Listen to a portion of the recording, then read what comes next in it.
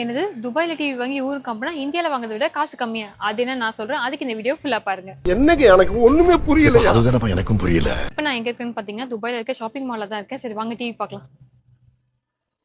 So இந்த 65 inch TV தான் நான் செலக்ட் பண்ணிருக்கேன். சோ இப்போ நம்ம கொரியர் பண்ணலாமா?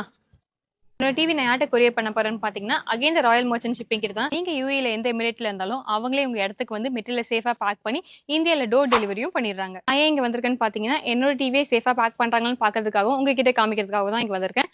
அது மட்டும் இல்லாம இவங்க கிட்ட சி கார்கோ வெறும் 5 கிராம்ஸ்க்கும் ஏர் கார்கோ 1 கேஜிக்கு வெறும் 11 கிராம்ஸ் தான் கொடுக்குறாங்க. இவங்க வேற என்னென்ன சர்வீஸ் பண்றாங்கன்னு பாத்தீங்கன்னா பிசினஸ் கார்கவும் பண்ணிட்டு இருக்காங்க.